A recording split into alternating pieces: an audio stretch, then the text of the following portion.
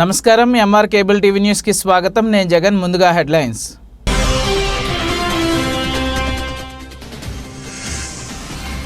ప్రశాంత ఎన్నికలే లక్ష్యంగా నిఘా. ఎన్నికల సమీపిస్తున్న వేళ చెక్ పోస్టుల్లో ముమ్మర తనిఖీలు. ఎస్పీ రఘువీర్ రెడ్డి.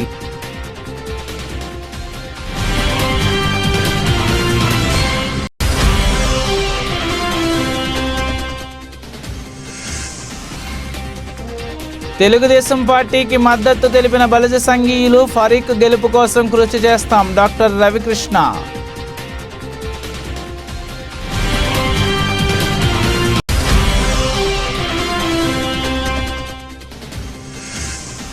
నంద్యాల ఆసుపత్రిలో ఆకలి కేకలు. నాసిరకం ఆహారం తినలేక రోగుల అవస్థలు. 35 లక్షల బకాయిలు.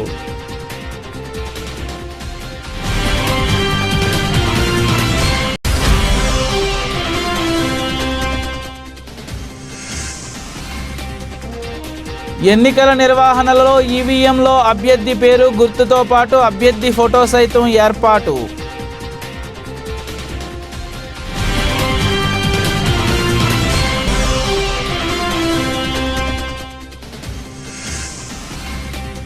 సమ్మర్ సెలవులు. తల్లిదండ్రులు మీ పిల్లలకు వాహనాలు ఇవ్వద్దు. తల్లిదండ్రులను హెచ్చరికలు జారీ చేసిన traffic CI Ismail.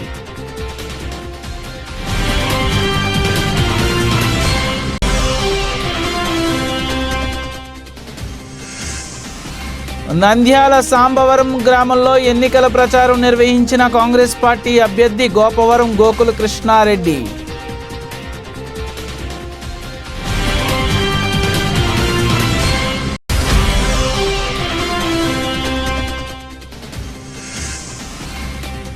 Nandyal bank లావాదేవీలపై నివేదికలు ఇవ్వండి. జిల్లా ఎన్నికల అధికారి collector doctor K Srinivasulu.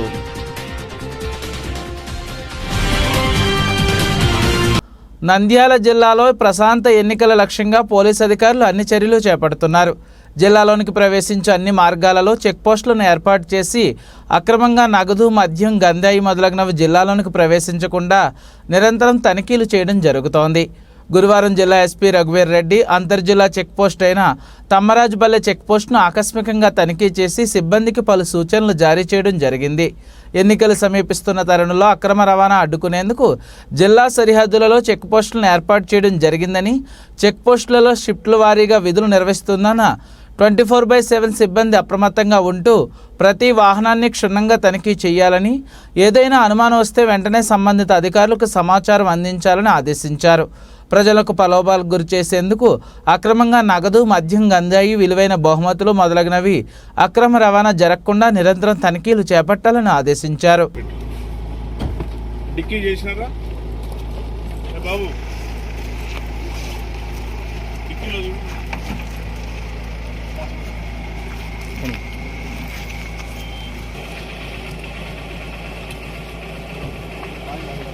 Nandyal Telugu Desam party office నందు తెలుగుదేశం పార్టీలో చేరిన ఐఎంఏ రాష్ట్ర అధ్యక్షులు డాక్టర్ రవికృష్ణ విలేకరుల సమావేశం నిర్వహించారు.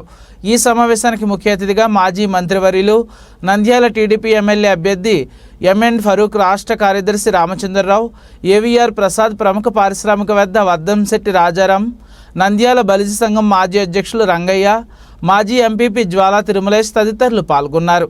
ఈ సందర్భంగా డాక్టర్ రవికృష్ణ, ఎన్ఎండి ఫారూక్ మాట్లాడుతూ తెలుగుదేశం పార్టీ ఆవిర్భావం నుండి బలిజలకు సముచిత స్థానం కల్పించిన పార్టీ టీడీపీ పార్టీ అన్నారు. రాయలసీమలో మైనార్టీల తర్వాత బలిజలదే 2వ స్థానం అన్నారు. 20 ఏళ్లలో ఆర్యవైశ్య బలిజ సామాజిక వర్గాలకు అన్యాయం జరిగిందని, ఎమ్మెల్యే పదవులు, మున్సిపల్ చైర్మన్ పదవులు దక్కడం లేదన్నారు. ఉన్నత చదువులు చదువుకోవడానికి బలిజ విద్యార్థులు ఇబ్బందులు పడుతున్నారని, బహిరంగ సభలో ముఖ్యమంత్రి వైఎస్ జగన్మోహన్ రెడ్డి బలిజలకు రిజర్వేషన్లు ఎందుకు ఇవ్వాలని చెప్పడం జ్ఞానం ఉందా అని ప్రశ్నించారు. అలాగే నంద్యాలలో బలిజ సంఘీకులకు మున్సిపల్ వైస్ చైర్మన్ పదవి ఇస్తానని హామీ ఇచ్చి వాటిని విస్మరించడం బల్జీలను అవమానించడం కాదా అని ప్రశ్నించారు. కాబట్టి ప్రజలందరూ గమనించి తెలుగుదేశం పార్టీ అధికారంలోకి వస్తే అన్ని సామాజిక వర్గాలకు న్యాయం జరుగుతుందని ఒక నమ్మకంతో ఈరోజు ప్రముఖులు, విద్యావంతులు, మేధావులు తెలుగుదేశం పార్టీలో చేరడం చాలా సంతోషంగా ఉందని, తెలుగుదేశం పార్టీని బలోపేతం చేస్తూ నంద్యాల ఎమ్మెల్యే అభ్యర్థిగా నిలబడిన నన్ను ఎన్ఎండి ఫరూక్, అలాగే నంద్యాల ఎంపీ అభ్యర్థిగా పోటీ చేస్తున్న బైరెడ్డి శబరికి ఓట్లు వేసి భారీ మెజార్టీతో గెలిపించాలని ప్రజలను కోరారు. ప్రింట్ అండ్ పార్టీ కార్యదర్శి, బలిజ కమ్యూనిటీ పెద్దలు, కళ్యాణ మండపం కమిటీ అధ్యక్షులు రాజారాం గారు, రాష్ట్ర పార్టీ కార్యదర్శి ఏవిఆర్ ప్రసాద్ గారు, పాణ్యం రామయ్య గారి కుమారులు వెంకటేష్ గారు, అదేవిధంగా మన కరణం అధ్యక్షులుగా పనిచేసినటువంటి అధ్యక్షులు, అదేవిధంగా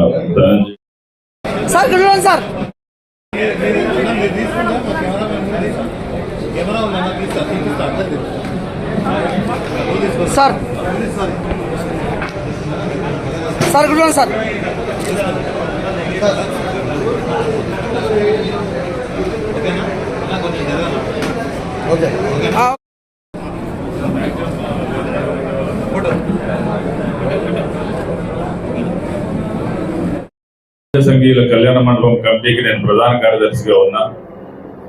గతంలో తెలుగుదేశం ప్రభుత్వం నారా చంద్రబాబు నాయుడు గారు కాపు కార్పొరేషన్ నుండి 3 కోట్ల నిధులను కేటాయించడం, దాంతోపాటు కమ్యూనిటీ నుండి సేకరించిన నిధులు ఇంకొక 3 కోట్లతో 6 కోట్లతో దాన్ని నిర్మించడం జరిగింది. అది మొత్తం 8 కోట్ల ప్రాజెక్టు.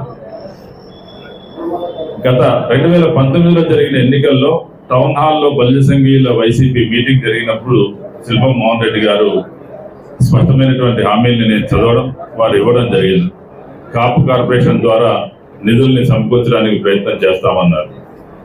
గత సంవత్సరం ఒక సమయంలో ఎమ్మెల్యే గారి ద్వారా కాపు కార్పొరేషన్ నిధుల కోసం ప్రయత్నించడం జరిగింది, కానీ ₹1 కూడా ఈ కాపు కార్పొరేషన్ రాలేదు. ఈ విషయాన్ని నిన్న చంద్రబాబు నాయుడు గారి దృష్టికి తీసుకెళ్ళినప్పుడు కాపు కళ్యాణ మండపాన్ని పూర్తి చేస్తాం, ప్రారంభిస్తాం అనే మాట చెప్పిన తర్వాత కూడా నేను వారి పట్ల ఆసక్తి పెరిగింది. అంతేకాకుండా గత ఎన్నికల సమయంలో శిల్పా మోహన్ రెడ్డి గారు municipal chairman, market yard chairman లో ఏదో ఒకటి బలిజ కమ్యూనిటీకి ఇస్తామన్నారు, కానీ ఏది ఇవ్వలేదు. తర్వాత మున్సిపల్ చైర్మన్, వైస్ చైర్మన్ అని నియమించే సమయంలో కూడా 2.5 సంవత్సరాల తర్వాత బలిజ కమ్యూనిటీకి ఇస్తామని పబ్లిక్ లో, ప్రెస్ లోనే ప్రకటించారు. 2.5 సంవత్సరాల తర్వాత ఆ విషయాన్ని వాళ్ళు గుర్తుకు చేస్తే, వాళ్ళు 5 మంది కౌన్సిలర్లు ఉన్నారు తెలుగుదేశం వైసీపీలో కౌన్సిలర్లు, వాళ్ళలో ఒకరికి వైస్ చైర్మన్ ఇచ్చే అవకాశం ఉంది కదా అని చెప్పేసి మళ్ళీ వెళ్ళి అడగడం జరిగింది అందరం కలిసి కమ్యూనిటీలో, పార్టీలో ఉండే వాళ్ళతో.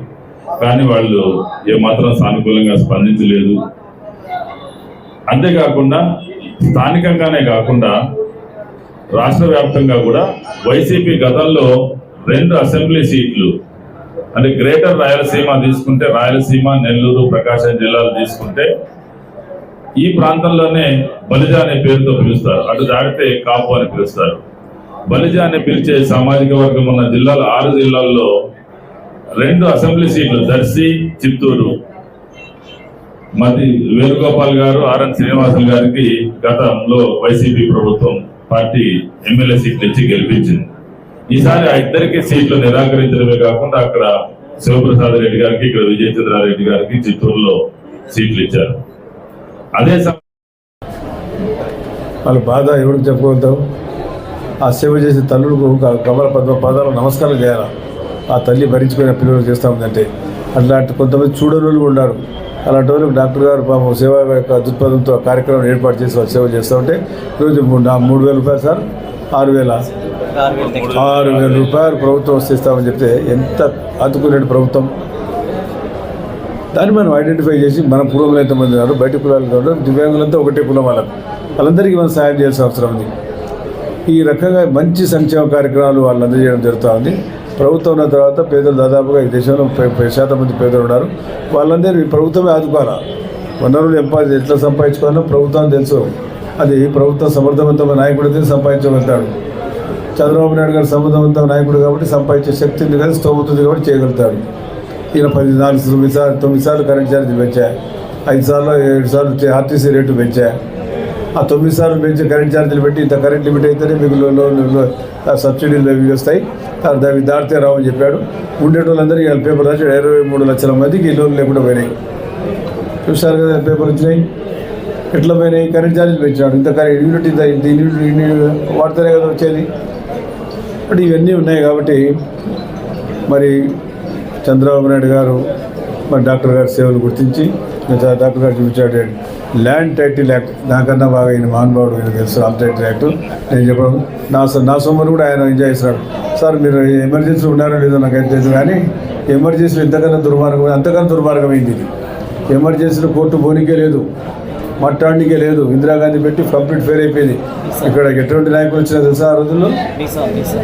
సార్ మీసా అని పెట్టారు, మెయింటెనెన్స్ ఇంటర్నల్ సెక్యూరిటీ యాక్ట్ అని పెట్టారు, నేషనల్ ఇంటర్నల్ సెక్యూరిటీ యాక్ట్ అని పెట్టారు.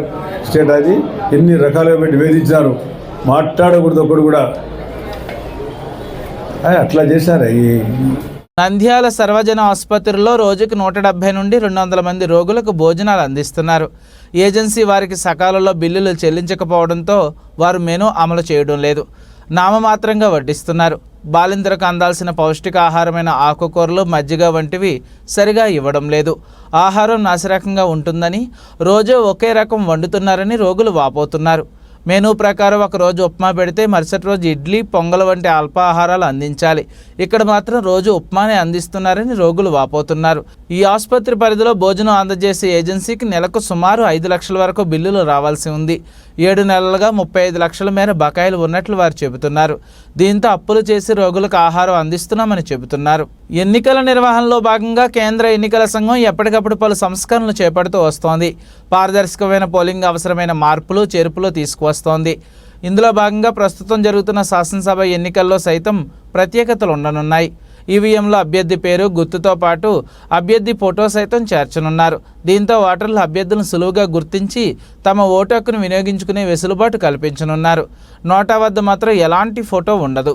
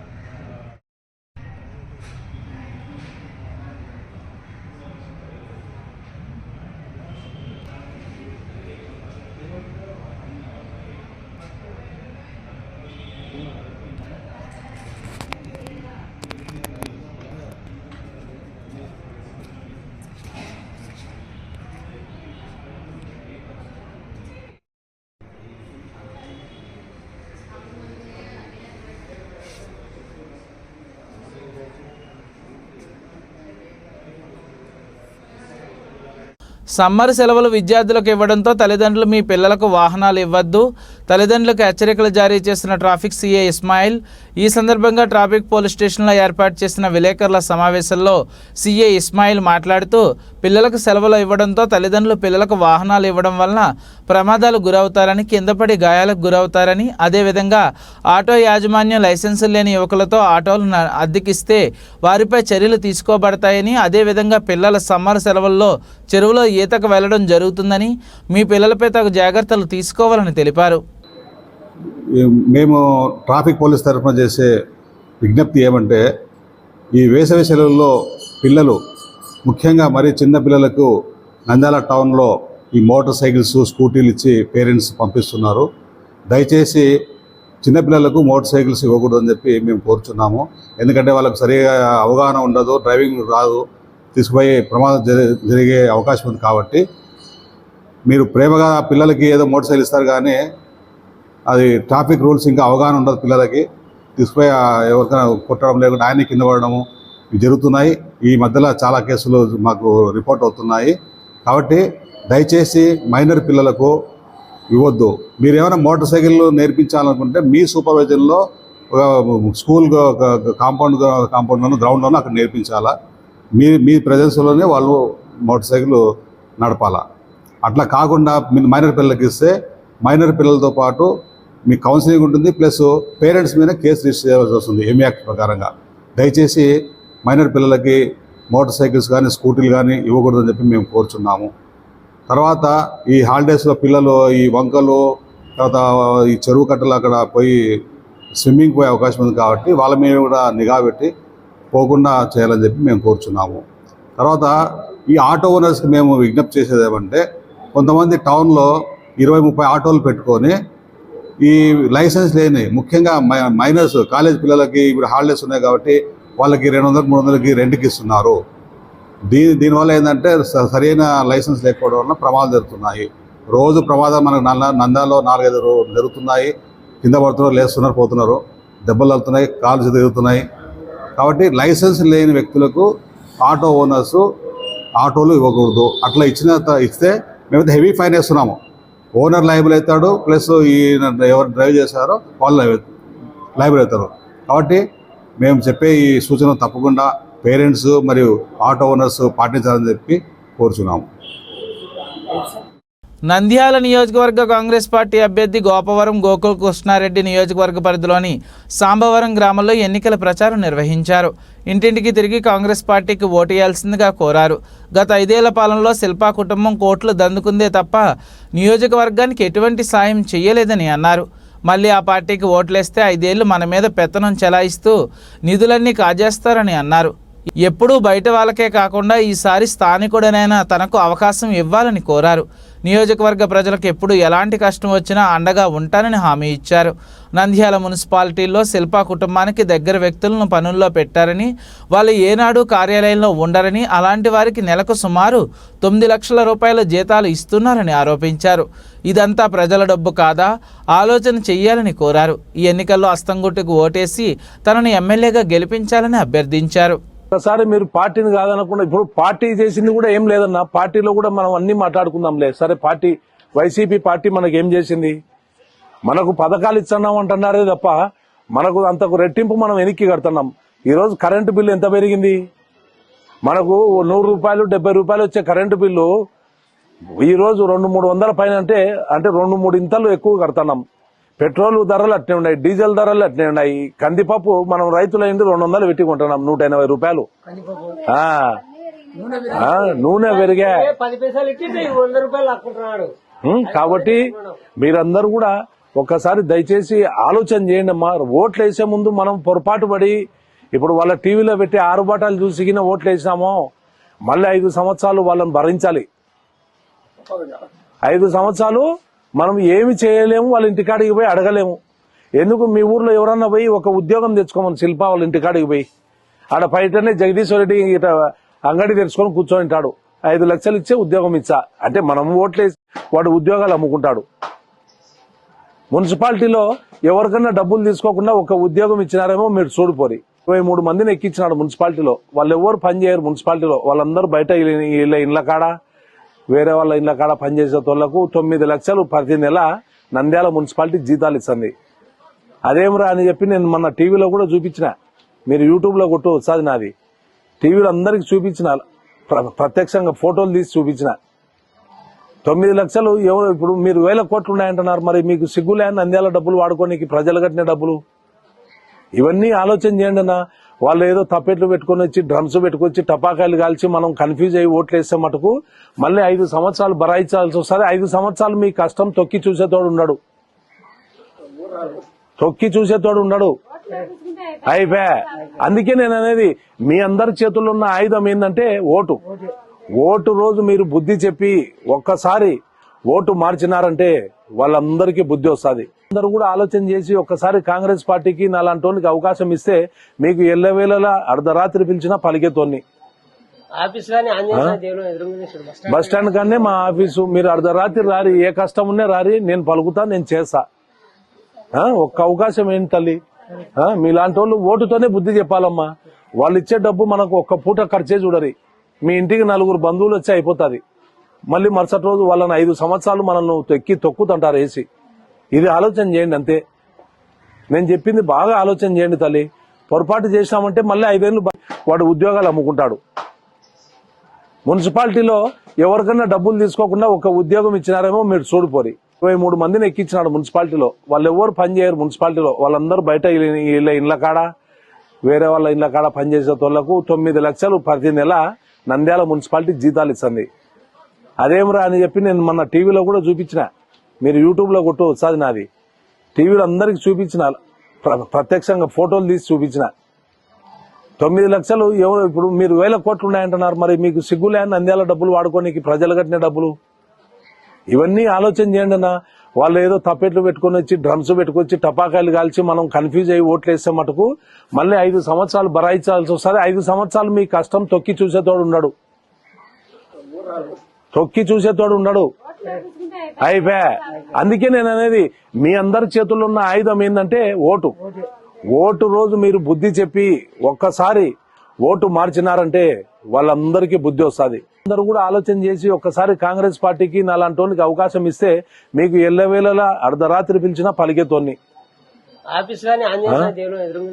బస్ స్టాండ్ కన్నా మా ఆఫీసు, మీరు అర్ధరాత్రి రారి, ఏ కష్టం ఉన్నా రారి, నేను పలుకుతా, నేను చేస్తా. ఒక్క అవకాశం ఏంటి తల్లి, మీలాంటి వాళ్ళు ఓటుతోనే బుద్ధి చెప్పాలమ్మా. వాళ్ళు ఇచ్చే డబ్బు మనకు ఒక్క పూట ఖర్చే చూడరి. మీ ఇంటికి 4 బంధువులు వచ్చి అయిపోతుంది. మళ్ళీ మరుసటి రోజు వాళ్ళని 5 సంవత్సరాలు మనల్ని తొక్కుతుంటారు వేసి. ఇది ఆలోచన చేయండి అంతే. నేను చెప్పింది బాగా ఆలోచన చేయండి తల్లి. పొరపాటు చేసినామంటే మళ్ళీ 5 ఏళ్ళు బరాయించాలి చూడరి.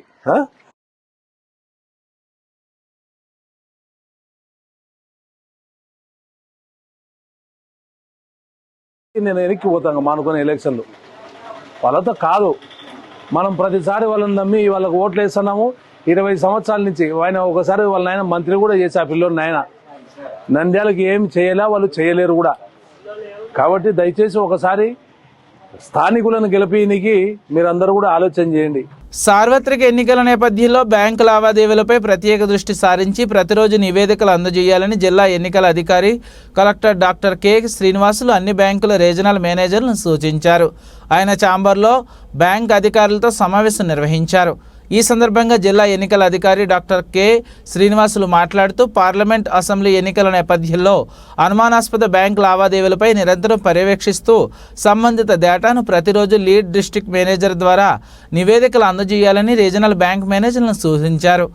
ఒకరికన్నా ఎక్కువ 2000 ట్రాన్సాక్షన్ జరిపినట్లయితే సంబంధిత వివరాల డేటాను ఇవ్వాలన్నారు. ఒక వ్యక్తి ఖాతా నుండి లెక్కకు మించి మరొక వ్యక్తుల ఖాతాల్లోకి జమ అయితే సంబంధిత వివరాలు, నివేదికలను ఇవ్వాలని సూచించారు.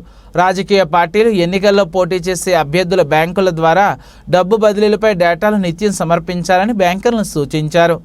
బులెటిన్ ముగించే ముందు ముఖ్యాంశాలు మరోసారి.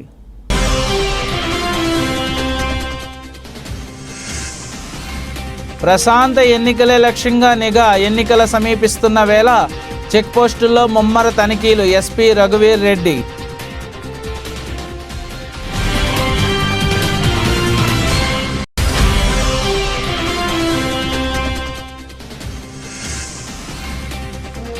తెలుగుదేశం పార్టీకి మద్దతు తెలిపిన బలిజ సంఘీయులు. ఫరీక్ గెలుపు కోసం కృషి చేస్తాం. డాక్టర్ రవికృష్ణ.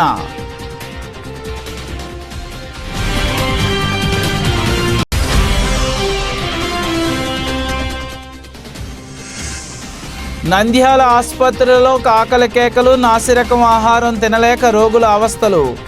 35 లక్షల బకాయిలు.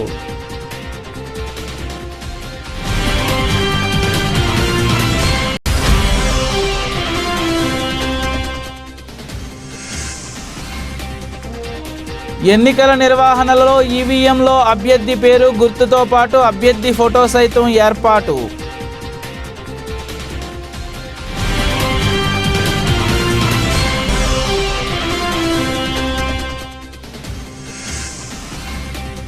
సమ్మర్ సెలవులు. తల్లిదండ్రులు మీ పిల్లలకు వాహనాలు ఇవ్వద్దు. తల్లిదండ్రులను హెచ్చరికలు జారీ చేసిన traffic CI Ismail.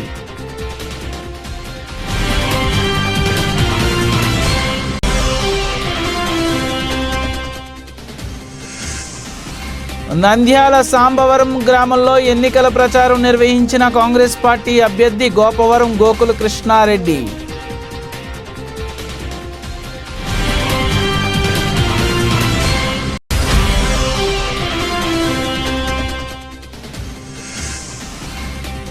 Nandyal bank లావాదేవీలపై నివేదికలు ఇవ్వండి. జిల్లా ఎన్నికల అధికారి కలెక్టర్ డాక్టర్ కె శ్రీనివాసులు.